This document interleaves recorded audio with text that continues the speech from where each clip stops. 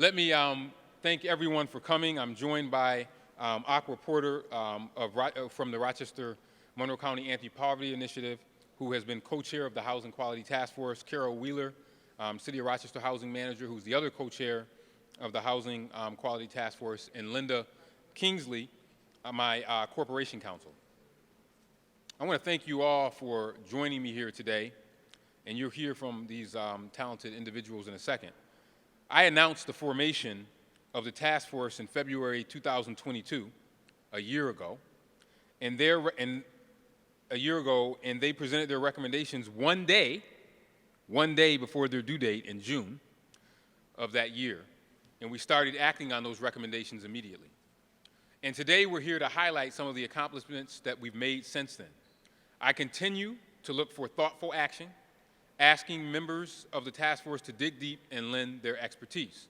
They continue to meet and have formed subgroups to address specific initiatives to move the needle forward. One thing we've learned is that we could always use more money, but some of this stuff just takes common sense. Another thing we've learned from this process is that we can accomplish a lot more when we work together. The team is making notable progress in 6 areas that we identified. And remember, I just want to remind folks, when we did this task force, we said items that the city can control. So we are controlling the controllables. I don't control the rest of the world as much as I would like to. I can only control what we can do here in City Hall. In the areas in the city that we could have an influence on and control were code enforcement, facilitating responsible ownership, repair and improvement programs, increasing the supply of quality housing, and improving communication and education. The thing I'm proudest of is the work we're doing to hold landlords accountable. We hired an attorney dedicated on this issue. We're increasing the number of code enforcement officers and targeting non-compliant property owners. And I'm also proud of our Buy the Block initiative that is well underway with plans to go into a second phase. I'm excited to have the team here to share more details on their progress, and I expect them to come back in 6 months and we'll give another update. So first I want to invite Aqua Porter to come up and speak, and she will be followed by, I believe, Linda Kingsley. Aqua? Carol, I'm sorry. Ooh, okay, I don't know how to do this, and y'all, I'm really kind of vertically challenged. Good afternoon. My name is Aqua Porter, and I'm the Executive Director of the Rochester Monroe Anti-Poverty Initiative. You also might know it by the name RMAPI, and I was co-chair of the Housing Quality Task Force. RMAPI is a collective impact entity, which means we bring stakeholders together to try to solve really complex, difficult, entrenched problems, and we know that poverty in our community is one such thing. So I understand the power of partnerships. When Mayor Evans reached out to me to tell me his plans, and he asked me if I would join him to address housing quality, I knew that he understood this power too. Asking people to the table to help find solutions can sometimes slow down efforts or muddy the waters, especially when people have all their own agendas and motivations coming to the table, and we have a crisis in our housing that people have different views on. But I can tell you that that wasn't the case with this extraordinary group of dedicated housing advocates, providers, government, nonprofit leaders, and residents. As the mayor said, the 21 task force members continue to meet to ensure the ball moves forward and that new strategies are continuing to be reviewed and implemented. The task force was asked to develop recommendations in 90 days to improve housing quality, solutions that will make a difference in people's lives. It was no small task. From the start, it was apparent to everyone in this group, all who have a passion for solving this problem, that this would be a considerable challenge. The mayor pulled together a very diverse task force of experts. We each have something different to offer, and we each came with our own opinions, and so that allowed us to see and understand the bigger sphere of housing issues that our city faces. But by partnering together, we could address those issues in a more robust and actionable way. We met weekly to understand, sometimes more than once a week, to understand the scope of the problems. We created subgroups to tackle specific issues, and we came up with more than 20 recommendations that we asked the city to implement. Now we meet quarterly for updates and to identify where the city may need support, and we're also able to bring our views from how the community is experiencing the changes. And we also have a city staff member that is the lead on each one of the task force 6 focus areas. They've convened meetings, including other city staff and individuals with expertise, and they've done a wonderful job of taking the lead on so many of these efforts. We continue to add new members as the work continues, and the entire effort is being spurred on by the steady transformations we are achieving. I look forward to joining you all for the next update on these critical issues. And now I'd like to introduce Kara Wheeler, the city's manager of housing and my co-chair.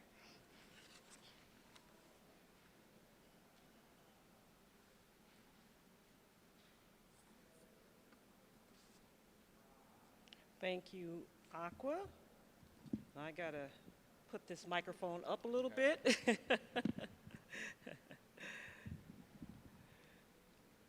Okay. First, I want to thank those who were with us from the start and those who continue to be added for helping us in the work we do every day and to realize the goals set out before us. If we are going to really, truly transform Rochester into a place of hope for every individual who calls it home, the recommendations from this task force will be critical, crucial. Now, one of our key recommendations is to support and facilitate responsible ownership of properties. Very important. Responsible ownership, getting properties into the hands of people who care about providing high quality, safe, and equitable housing, which is vital to our mission. To that end, we're increasing the scale and effectiveness of the Rochester Land Bank by 1, maximizing the number of tax delinquent properties transferred to responsible owners by expanding the Land Bank's pre-qualified developer partner network. We have over a dozen approved partners. We're also investing additional ARPA dollars to allow for the Land Bank to acquire even more properties that our partners can purchase and rehab. We will also continue to focus our efforts to create home ownership opportunities with the properties that are being acquired. Something else that's very important, repair and improvement programs are essential to feel safe in homes and offering assistance for immediate needs. The city and its housing partners addressing those needs through several programs that have proved both effective and practical. One, the Emergency Hazard Abatement Program, in which the city hazard abatement hires contractors and bills the landlord if the landlord fails to correct immediate hazards in that house. This program addresses and restores essential health and safety issues and avoids displacement while holding the landlords accountable for the costs. We will continue to include these funds in the city budget until enough repayments are made by the delinquent landlords. We are currently funding and will continue to fund a roof program and the lead hazard reduction program for owner occupants and also landlords, again, increasing the quality of the housing. And we are working now to partner to scale up and increase funding for the Renew program. Renew is a local backbone model integrating multiple housing agencies, services, and funding streams to provide whole house rehab. Many of our housing units, they're older, all probably 90%, built before 1940, requires more significant rehab. So us and Renew, by scaling them up, we're looking to improve the housing quality and sustainability to ensure health, age-friendly, and energy-efficient housing, which remains central to its approach.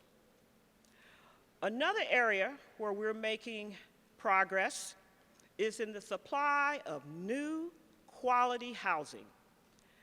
Many neighborhoods have experienced decades of disinvestment, resulting in the profound and ongoing challenges we see today. But we are pleased to announce and provide an update on the Buy the Block program. The Buy the Block program is designed to construct new single-family homes for owner-occupants. Our first Buy the Block is in the Northeast, which is in the Conea neighborhood. The program is generating other investment and creating a lot of excitement. In addition to the new homes, the current owners, in close proximity to where these new homes are being constructed, they are upgrading their properties as well. They are being assisted to improve their properties. This first Buy the Block is constructing 24 new single-family homes. 6 of these homes are already underway over on Thomas and Uyghur Street, and we are expecting those first 6 to be completed in March. The city for these 6 properties will hold a lottery, and the lottery is from the first round of applications that we received. The lottery will actually take place during late March or early April. The remaining homes to be built in the second round will be started or completed by the end of this year. The application process for this next 18 homes will reopen in the spring of this year. To help us build a pool of qualified buyers, Buy the Block is partnering with the Financial Empowerment Center to offer financial readiness training for those interested in purchasing a home but may not be quite ready. And I'm very pleased to report that we are already under discussion with other development partners to both increase home ownership through Buy the Block, but also rental projects across the city. Next, I would like to bring up Linda Kingsley, our Corporation Counsel and Task Force member.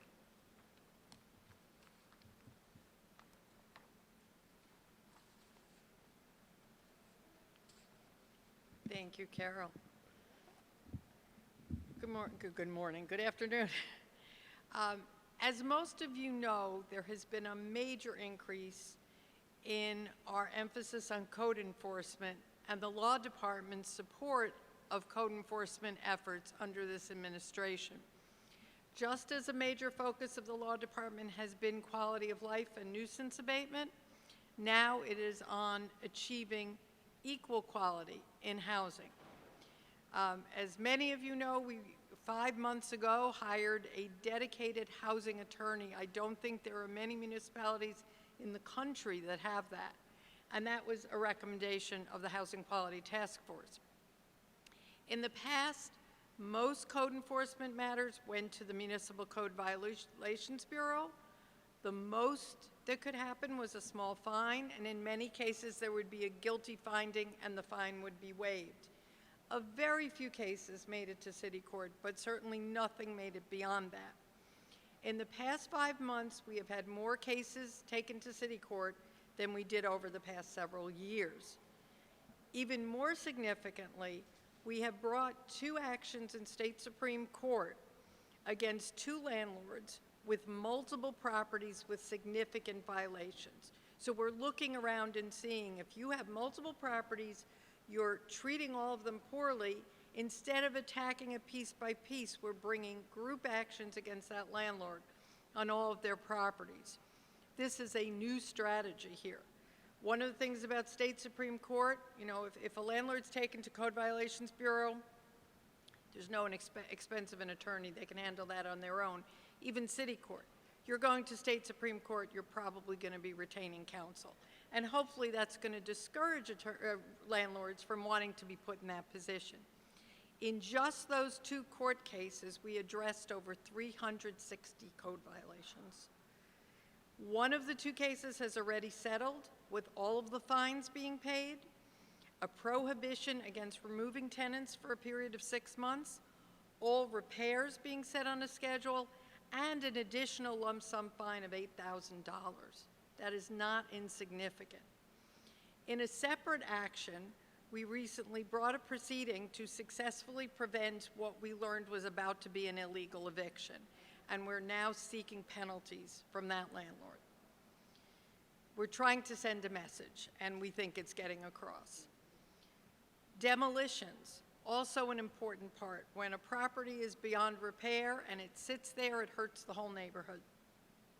We have doubled, with our new attorney in-house, the ability to do demolitions. Now the hearings are twice a month instead of once a month, and the volume of demolitions is twice what it was.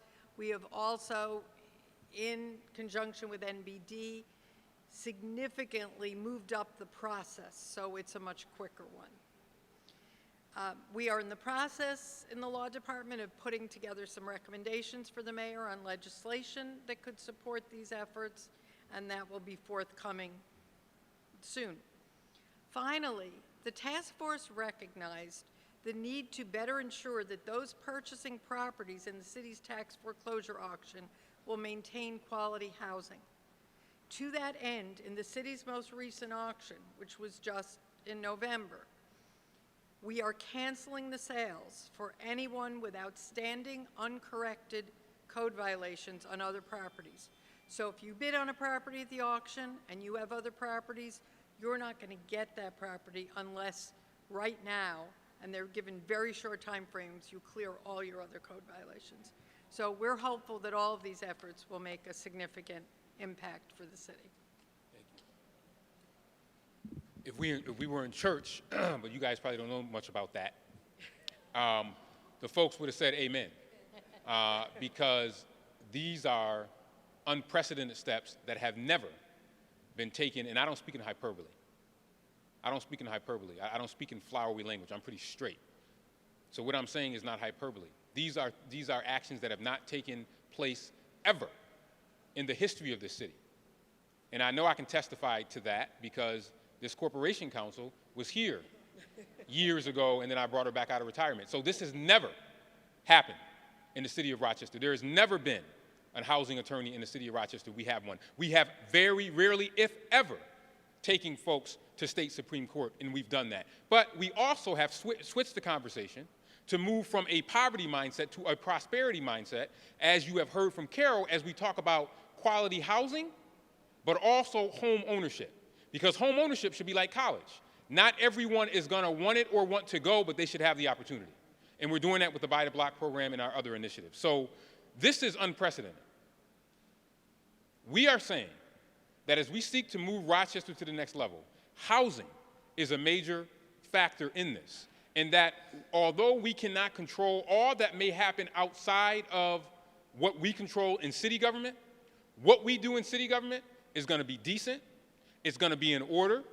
I's will be dotted. T's will be crossed. And if we have individuals that think that they can have the city of Rochester look like a slum, we say no, those days are over, and we use our tools, not just the Neighborhood and Business Development Office, but now we are using the legal methods.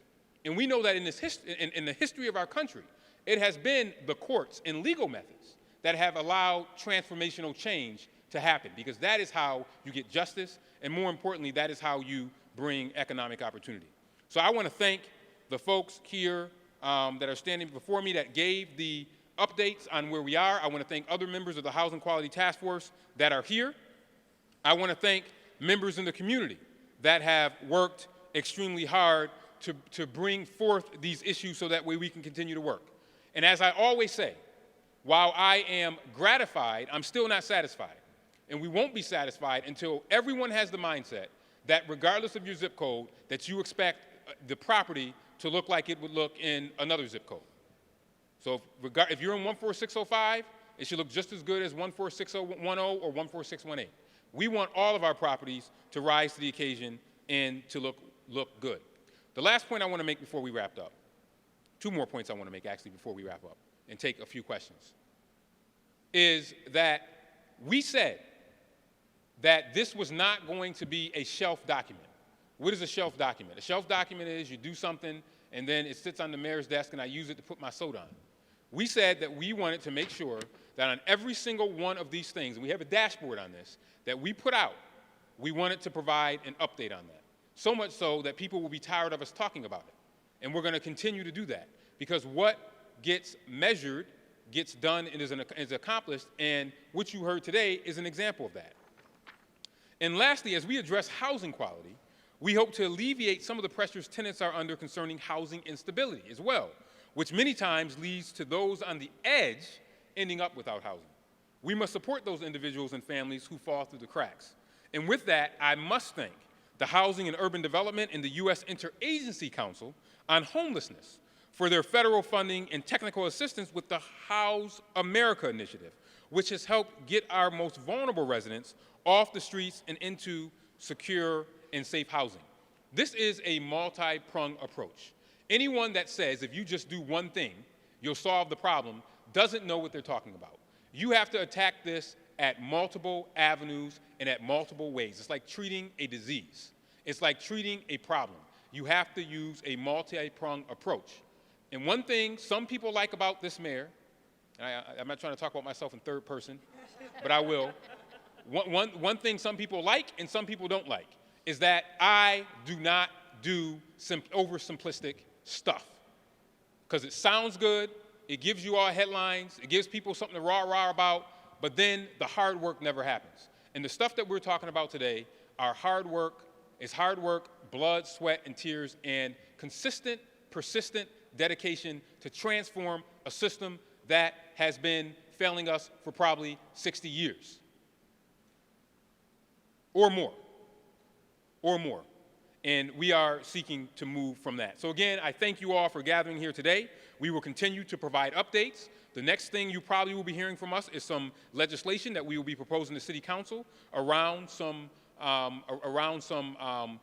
tweaks to making sure that people are good actors, but also proactive things that we can do to put people in a position to be able to transform their lives through prosperity and home ownership, which we know is a great way to generate wealth in our community. So with that, I want to also point you out to this matrix. You all should have this. Put a link to it on your website.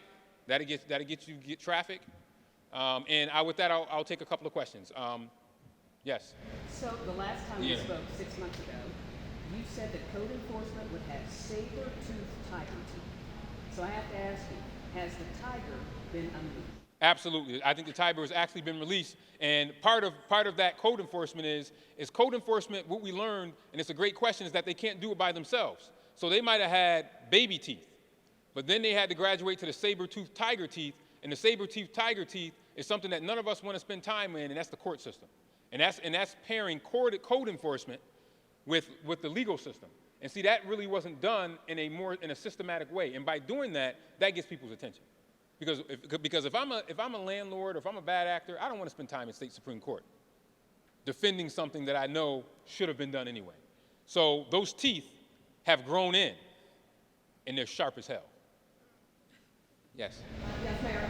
Thank you for the updates. And just for yourself or for Ms. Kingsley, in terms of the recent situation with the fatal fire, I understand that Dana Miller has been looking into that property, the city has been looking into that property. If you could just, present a comment, knowing that there are other recent fires or there are family members, but just any comment. Yeah, we always look into, I can't comment on that particular one because it is under investigation, and there will be a lot more, sadly, that will be coming out regarding that particular situation. But I will say that that particular property was on our radar, and that individual, we are dealing with him for some other properties, and he is going to be, is he responsible for the cost of that demolition? Yes. And he'll be responsible for the cost of that demolition. But that is another example of the type of stuff that we're dealing with in our community. And it's an example of the type of individuals that we sometimes have that think they can do whatever they want in the city of Rochester and think that we're not going to look at it. Now, obviously, it's taken us time to be able to look at all these properties, but right now we have a pretty good inventory. We have actually a great inventory of these type of properties like the one that you're referencing. There's other stuff that's happening there that I can't comment on. I don't have major crimes here that is related to that property that goes beyond, and again, it's under investigation, so I don't want to get into too much detail, that goes beyond code enforcement. There's some other stuff that will be coming out soon as it relates to that. Are you finding that there's neighborhoods that you're finding these problems are at, and where are these neighborhoods? Well, I mean, you probably can answer that question. What do you think? In our most poorest neighborhoods, because that's where people take advantage of folks at. 14605, 14621, 14608. We know the situation. These are the same neighborhoods that dealt with the issues back in 1964, and they were dealing with the same issues in 2004, and 2020, right? So we know where a lot of these places are. We don't have to go hard to look to find these properties. But the question is not problem identification. It's solutions and how you are able to then deal with the problems. It's very easy for us to identify the problem. We've done that. But now we're saying we've identified it. How do we move forward? Long way to go, but we're making progress. And then I'll come back. Have you noticed that landlords who have violations, because there have been court cases, they are ramping up their approach to fixing? Yeah, go ahead, Linda. We're finding the same thing we found with bars. Once we closed a few problem bars, as soon as we called them into our office, they basically folded. We're finding that with landlords now. As soon as we start action, they start wanting to negotiate a settlement and terms for repair and fines without going through what can be a very long and expensive court process. And a follow-up to that question, I was wondering, the one with 360 code violations, Yeah. how many units would that represent? It's two, let me get the, we had two lawsuits. One was on a landlord that had 7 properties with 110 violations, and that's the one that's been settled for the $8,000 fine plus all the other fines, plus not removing tenants, plus doing the repairs. The other one is 6 properties with over 250 violations. I can get you the list of the properties if you want. That was your question as well. What about absentee? We've got people that own properties that maybe live in Pennsylvania or someplace That's else. right. Yeah, absentee landlords, and I think the message that we're sending to absentee landlords is if you are an absentee landlord, I'll take your property. Why? Because we have something, if you were listening earlier, called the land bank. And I'd like to get that property, get it over to the land bank, and have somebody in Rochester that actually knows how to run a property. The challenge is that being a landlord sometimes is like being a politician. Everybody thinks they can be one. The challenge is not everyone is a good one. And I do want to give a shout out to some of the landlords that are doing great work. I mean, we have examples of people who work collaboratively and cooperatively and take care of their properties. But for the ones that don't, they make it bad for everybody else. And those landlords don't like those folks either. So, and a lot of these folks are absentee landlords and they try to cut corners. And if you are an absentee landlord, hire a property manager. That should be, I was a banker, that should be part of your business proposition, that you are going to hire a property manager to make sure that you keep properties in good condition. But if you are not, we have the tools to take your property, which we don't want to do because this is a democratic society and we believe in the rule of law. But if you are not going to play by the rules, we will go to court, the city will take your property, and we will get it back on the tax rolls and get it back up to quality housing, quality affordable housing that people can live in. We will do more of that. We have done that, and we will continue to do that as long as we have landlords that are not in town, derelict, and not taking care of their properties. Not saying that this is everybody, but this is some. Considering the substantive steps that you've taken, have the 2 task force members who dropped off because they didn't believe or didn't approve of the direction the task force was taking. How have they responded? Have they come back? I'm not sure if they've come back or not, but you know, it's like family, man. Those two chairs are always open for anyone that wants to engage, and I think that's what you have to do, because this task force is ongoing. It's not going to stop. It's going to be on as long as I'm here at City Hall. So anyone that ever wants to have a conversation about how we continue to improve housing quality, the seats will always be open to those individuals and anyone else that wants to participate. You know how lottery award for those first 6 months? Sure. What's your name? Robert. Robert who? Oh yeah, you look different in person, Robert. And the DNC, yeah, that's right. Yeah, that's right. All right. Yes, you want to talk about the buy the block? I think that's a great point about how the lottery will work. And how people apply, because we're going to be flooded with phone calls. Okay, awesome. All right, so as far as how the lottery is actually going to work, there has been an application process that actually ended this past November, and those eligible applicants that were approved, they have put their names in for one of the specific models. All right, so they had an opportunity to choose the model home that they were interested in. And later in March, early April, what's going to happen is that we're going to pull the names from each of the models, whatever names were included for that particular model. So we're going to pull the names from the list of applicants for that particular house. What's the cost of those houses? They range in price from $89,000 to roughly $139,000. We have 2-bedroom ranches up to 4-bedroom. And those 4 bedrooms there are definitely up and down. And for this next step, because there's going to be another process. As far as the next round, for the next 18 homes that we're going to be constructed, there will be an application process, and that will start this spring. And will they be able to link to that through the city's website? They will be able to apply through the city's website, yes. And just 2 more quick points about the about buy the block, which I think is absolutely critical, is that one of the things we learned, so you always got to take lessons learned, is that you just can't put a nice new house in the neighborhood and then not do anything else to the other properties that are around it. Remember, it's the block by block.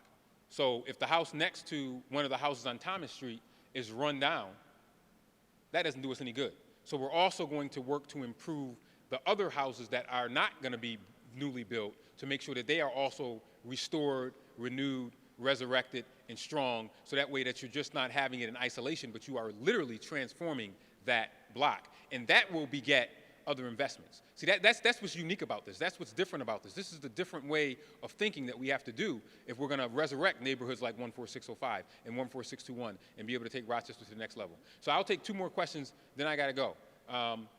Garcia, and then I can't remember how to say your last name. How do you say it? Kevin. But how do you say your last name? Oblecha? Oklubsha. Okay, so Mr. Oklubsha, and then we'll take Miss Garcia. Miss Garcia, yeah. So if the city seizes property from a landlord that has tenants still in it, what happens to the tenants? You know, sometimes there is a receiver, but I'll let the legal person answer this question. It's not always the issue of us taking title, but of taking control away from the landlord. There's a concept called receivership, where we go to a court and we have a number of those pending requests for those, where we go to the judge and say, this landlord is not making the changes. We want you to appoint a receiver. That receiver is someone we know to be responsible. They collect the rents, and what they collect gets all put towards repairs of the property. So it takes away the profit from the landlord, and it makes the property whole. In that case, the tenants are fine. There are times we have to do vacates because it's just not safe, and then we work with organizations to get those tenants placed elsewhere.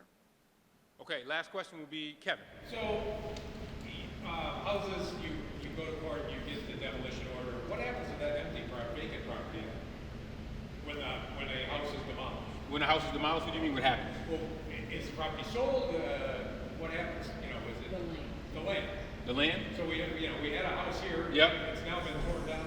So usually what happens, because now you have a vacant lot of land with a sometimes large demolition bill added to the tax bill. So what usually happens is the landlord lets it go in foreclosure, we take it at the next foreclosure, and then we use it for things like buy the block. Yeah. Last question, Deanna, Aqua. Aqua's looking at you like, why you, I'm trying to, Aqua gotta get back to work. You gotta, go ahead. Aqua, the last time we spoke, it was on June 28th, when all of this was coming out and you all had released your recommendations. And I said, wow, this is extensive, but how do we know there's going to be follow-through? And you said, we're going to hold the mayor accountable. Are you pleased with the progress that's been made? I'm ecstatic. I think that this is the way that responsible government works, and I am really appreciative and proud of the mayor's leadership, the follow-through. I think the task force is also kind of buoyed by working on something where it wasn't a shelf document and that there's real progress. And I suspect that some people won't see all of the progress being made because it's kind of like plumbing, it's happening behind the scenes. But I think that over time, the results will be really substantial, and I think we'll see a significant improvement in housing quality in this city. Thank you, Aqua. And the last thing I'll say is there's an African proverb. I got to end with an African proverb because it's Black History Month. Some of you may understand Black History Month. Some of you may not. But you don't stop planting seeds because the birds are eating the crops. So we know we're going to continue to have challenges, right? It's going to continue to challenge. Rain will come. Question is can you stand the rain? Good song if you don't know it. But we're going to keep planting those seeds. And the seeds were planted back in February when these folks got together and said, we want to do something about housing quality in Rochester. And we're going to have this housing quality task force to see what the city can do. And the seed was planted there, and you're seeing some of this blooming. And we're going to have challenges along the way, but we will keep planting those seeds. So thank you, everyone, for coming, and stay tuned for future updates. Thank you.